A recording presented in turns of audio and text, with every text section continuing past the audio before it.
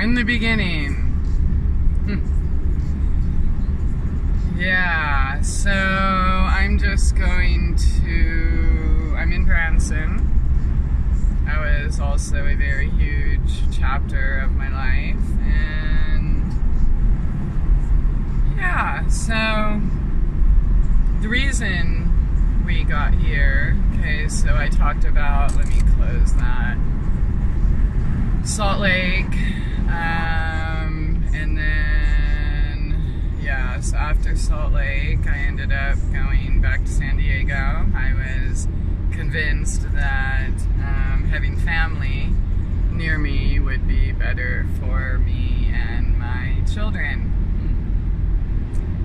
That's where I really realized what degenerate gamblers and other things my family was. In fact, so much so that I was back in school and running a business and working full-time and raising my children alone. Like, sleep was not, dude, I'd get hit by those things on the, you know, I mean, I was tired, but whatever, you do what you gotta do, and I was determined. But there I was, putting forth all that effort and feeling safe, because, you know, I have family here, and my mom was supposed to be babysitting, but I'd go to drop the kids off, and maybe she'd be there, maybe she wouldn't. And when you're on your way to school for finals, and there's nobody there, and then you call and call and call, and no anything, you know, it got a little old quick, so I ended up dropping out of school again. Had no choice. Missed all my, you know, finals and mid-flight, stuff like that. I got one of them, but, and, you know, I was busy with my business and stuff anyways, but, so after that, okay, so San Diego, I told a lot of the San Diego story when I was doing my trauma healing journey last year when my mom died. So let's just skip forward to Branson. So there we were, decided, all right, I'm in a wheelchair. These people are gonna kill me. And my father's involved. In fact, for those of you who don't know, when I decided to call just, you know, if he could get criminals off and all this other stuff, you know, maybe if these feds find out that I'm his daughter, maybe they'll leave me alone, right? So, yeah, when I found out 100% unequivocal proof, everything, that it was in fact the feds, I'm like, dude, can you tell them, like, you're my dad and maybe they'll leave me alone? And his answer was, if it is their job, I cannot interfere. So he basically said, fuck you. And then later, while here in Branson, I ended up with more evidence showing that my father was in fact working with the killers, such as Celeste, who's in prison now. Working for the FBI sure paid off well for you, huh? Yeah. And him and her and Jim Stock, and anyways, those are recorded.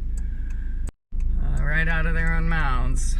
But whatever, so I was kind of still naive, thinking, well, if I get away from the border and all of those problems and, you know, Bible Belt, surely, you know, people aren't into that kind of degeneracy, and we'll be safe and finally be able to have, like, a normal life and live off the land and heal. Well, I was naive, what can I say? I had no idea. I mean, you know, I guess when you grow up on the border and there's freaking ton of corruption, and I guess you just kind of hope that it's isolated to those locations. I was not expecting what I walked into here,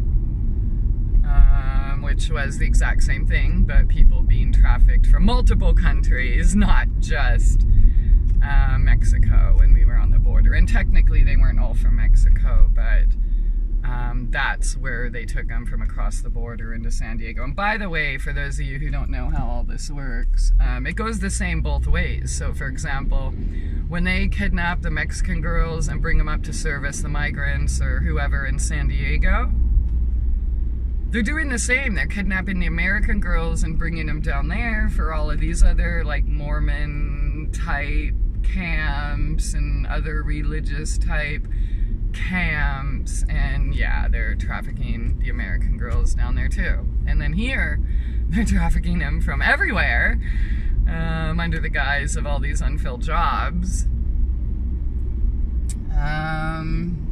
Yeah, so I did start to heal pretty good, pretty quickly out here. I was working again and, you know, kind of walking again, at least enough to take care of myself. It still took a while to be where I am now.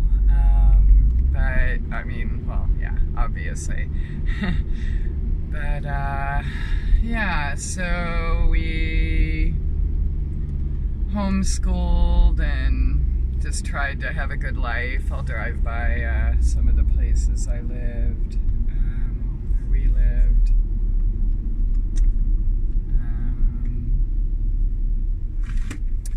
Yeah, but, I was crucified, you know, the same people, the Jim Stock, the Chris Geo, those people were just having people look for me all over, warning everybody I'm so dangerous, this, that. And I mentioned about the Monsanto bears in the last video. But, yeah, so I don't really know if I can adequately express or the loss of losing your children. And I know there's many types of losses, and probably some losses are better than others, you know? I used to think like it would be easier, you know, if somebody's dead, then you know they can't come back, right? But when they're completely mind controlled and kidnapped, and that's not enough, right? The mind control and the kidnapping wasn't enough.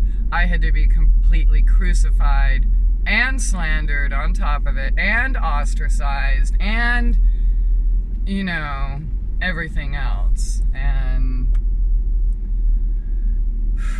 yeah.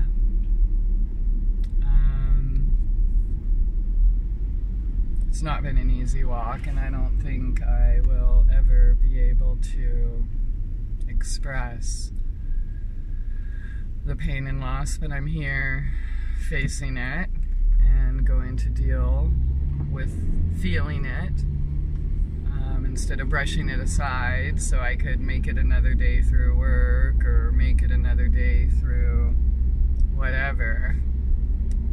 You know, that can work for a while.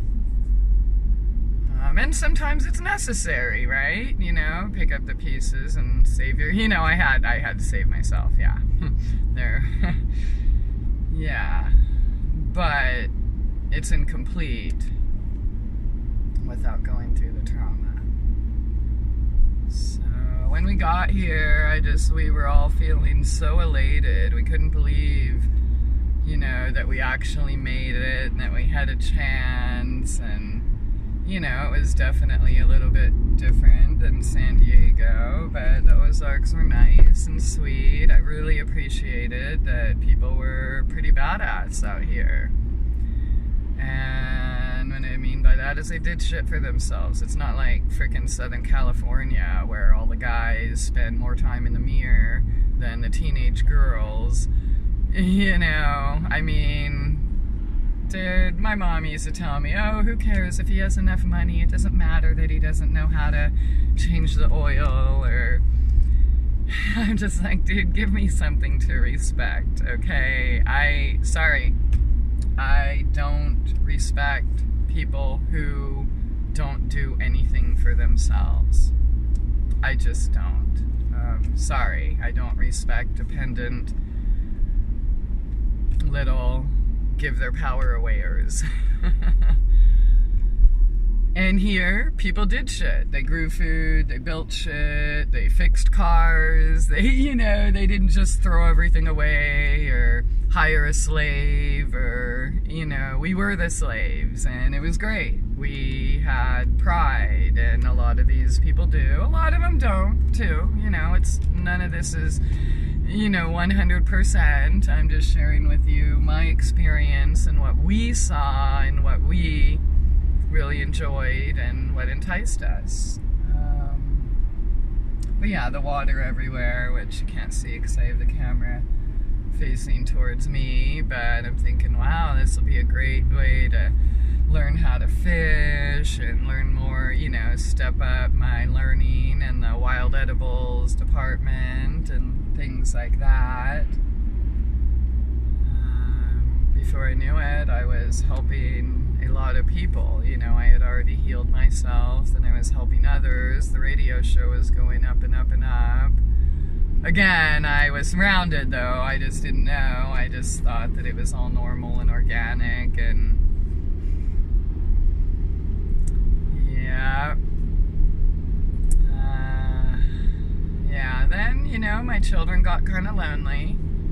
They missed having friends to play with, and they were enjoying the trees and the river and the animals and this and that, but then we had those drugged up kids with the drugged up parents, feeding my children everything they thought they knew about Branson, or just everything, life. And parents, let's get real. When you're the parent, you pretty much suck. Your children are gonna go to everyone else for advice. And if you're a single parent, it's even worse. They're not gonna really, they'll respect you for some things or go to you for, their basics, but not, even if you're in a sports museum, your children are not going to go to you for advice for sports. They're going to go to the 14-year-old, the local teenager. So, and they were boys, 2 boys, and I had 2 girls, and so I think they were probably having their first crushes and sneaking out, and yeah, so then it turned into what it did one day. So it was not just the local thing, it was the octopus, the tentacles, the connections from where we had ran, that I naively thought that we could achieve solace, peace.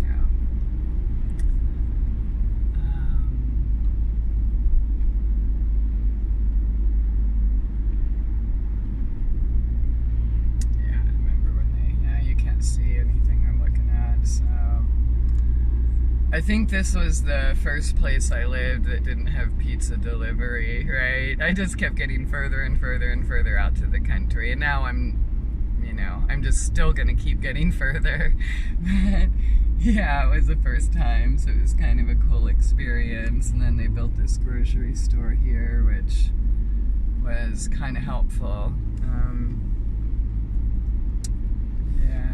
But, yeah, I don't think I've ever been more crucified, or tortured. Well, I don't know, you can't compare anything, never mind, it's all relative, but this was a really,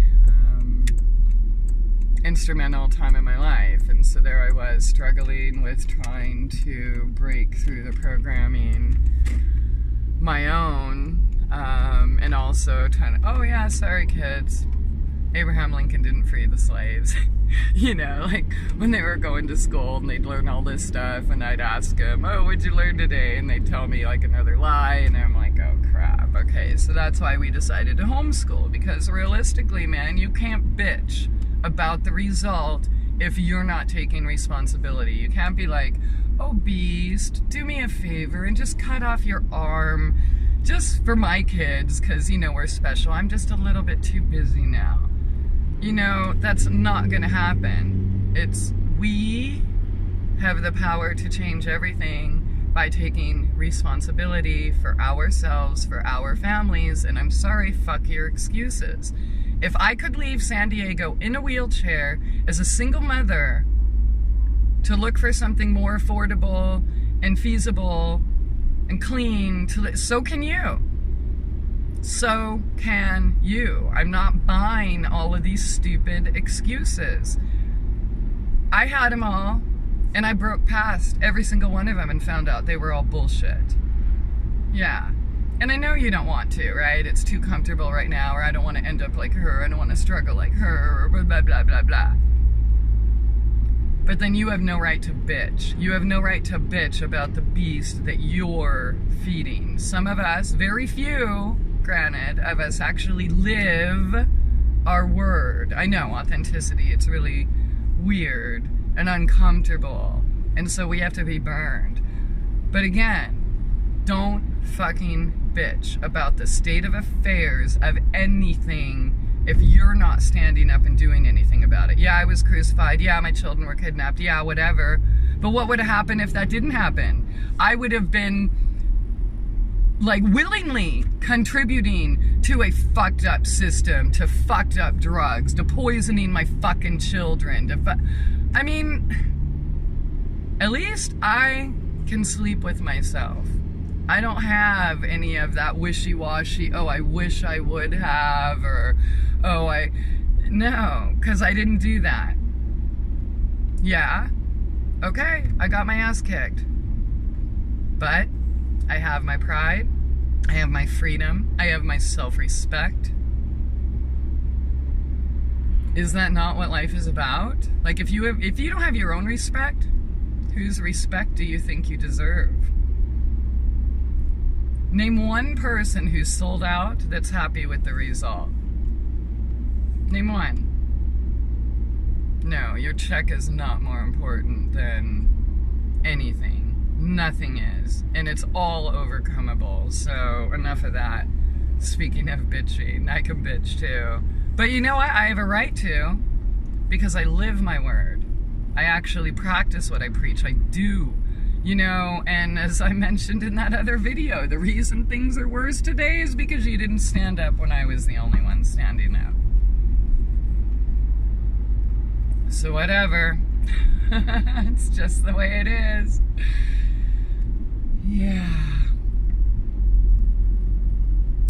The prosecutor, the judge, the, what are they called, the sheriff, everybody here, the lawyer, they're all like in cahoots, family, this, that.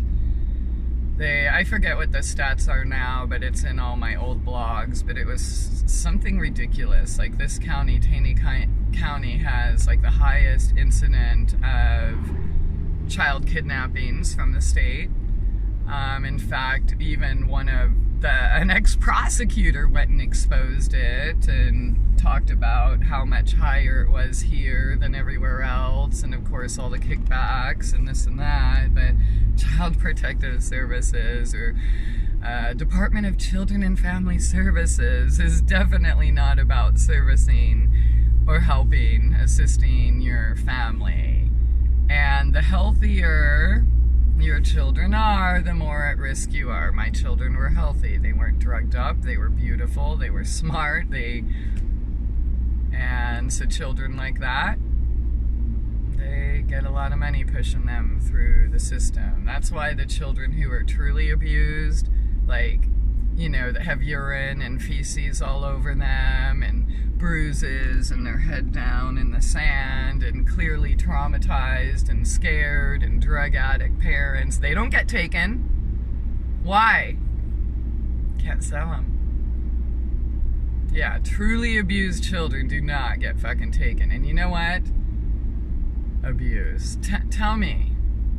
Everybody wants to point fingers. You're doing this, you're doing that. Number one, nobody's there in your life or my life that could actually testify factually to any of those things. And number two, we all have individual paths, rights, what may, you know, basically what I'm saying is other people's opinions don't matter. Not just about me, but all of you. Like, why would you even care what some other fucking stranger says about you or what you're doing for your children or not? They don't know. So forget about it. Any stranger that talks about some other stranger and their family or their parenting skills, it's completely irrelevant. But you ever notice it's the ones that don't have kids telling everyone else how to raise their kids from afar? Yeah, so CPS and things like that are political silencing tools. These agencies are used to silence people that know too much, whistleblowers, whatever. And unfortunately, in this society, if you just say no to somebody, or just, I mean, girls these days, you break up with a guy, or vice versa, dude. Girls are fucking nuts, too. And they call the fucking cops and CPS and all this shit, false reports. In fact, one of my girlfriends here, I found out that one of her, like, best friends, you know, growing up just did that to her and didn't, you know, it wasn't even it was like a 100% complete made-up lie. But she's lost in her trauma, and, you know, so people do that. And that's why it's important to understand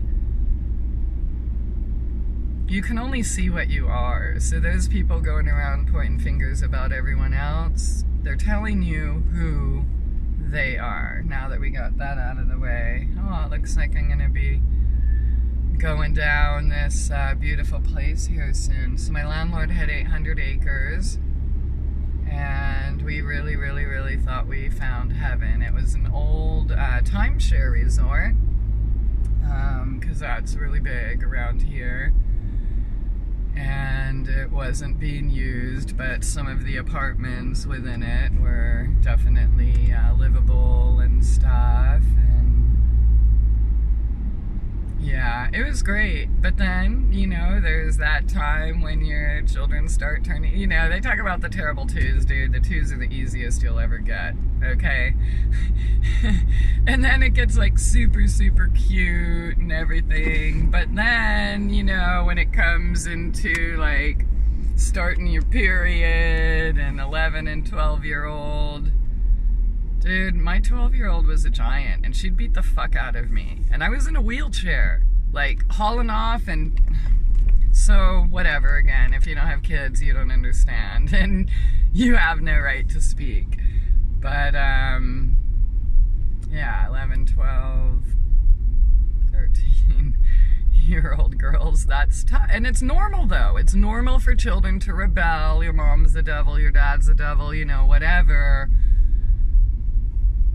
It's normal. It's not for somebody to judge or for outside people to come in and try to punish, again, a stranger, someone, because of a story that someone else made up. So, yeah, I had to deal with quite a bit here. The repercussions of that continue to this day. You know, oh, don't you know that she...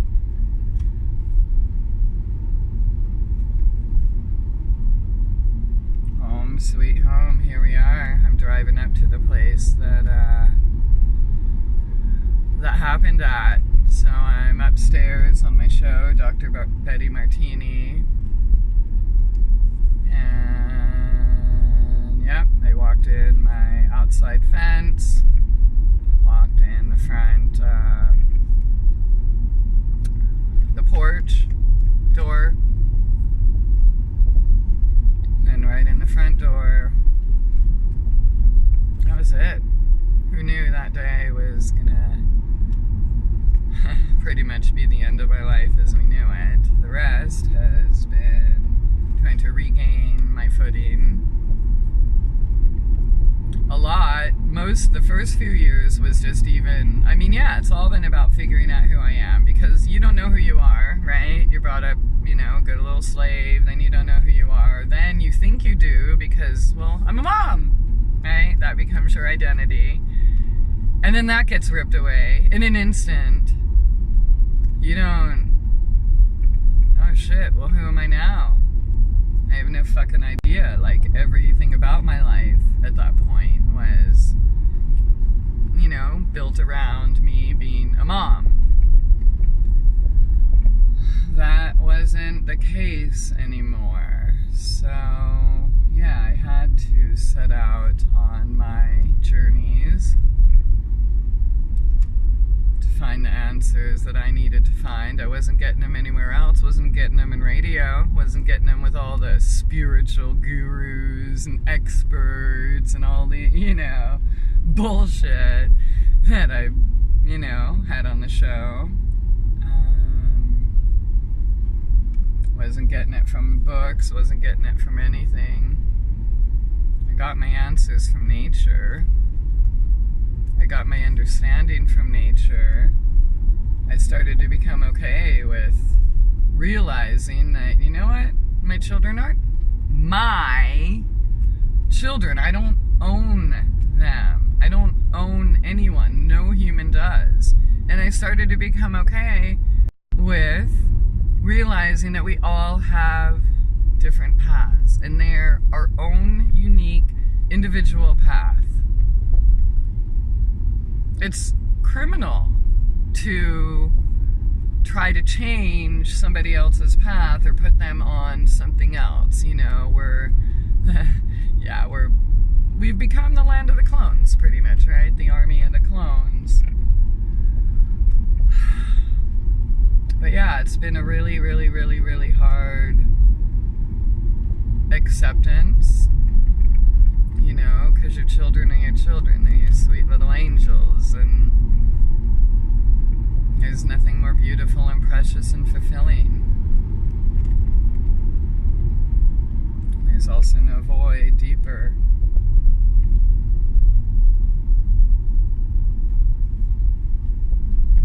Nobody's there. Wow. None of these. Nothing really much changed here. There were houses that were being built. And that one was built, but it doesn't look like it's occupied. A lot really hasn't changed here in Branson, which is cool. Like Salt Lake and all the other places have changed a ton. This place, not so much, which is really cool, I guess. Yeah, let's see. We're almost there. It'd be weird to see what it looks like, or my gardens. That's where I built the big, big one. So Branson, one thing I haven't talked about is this is also where many of my friends were killed, including the love of my life. Where's the buildings? I don't know if you'll be able to see it, but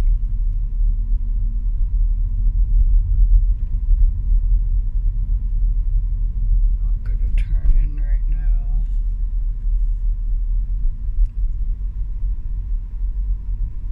That was a yard.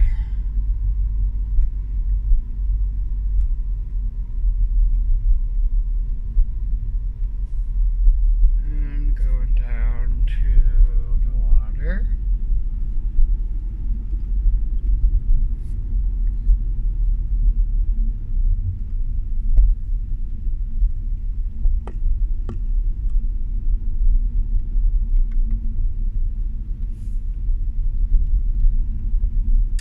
We loved this place. We were so excited to come home and play with all the babies, the birdies, the deer, the raccoons.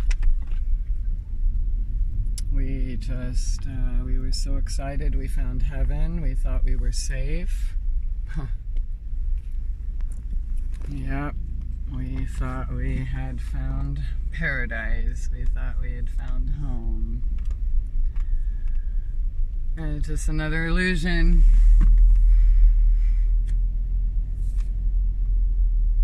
But is that not what life is about? A series of unfoldments and a dissolution of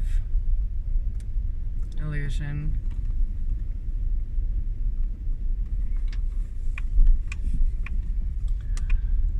I'm done.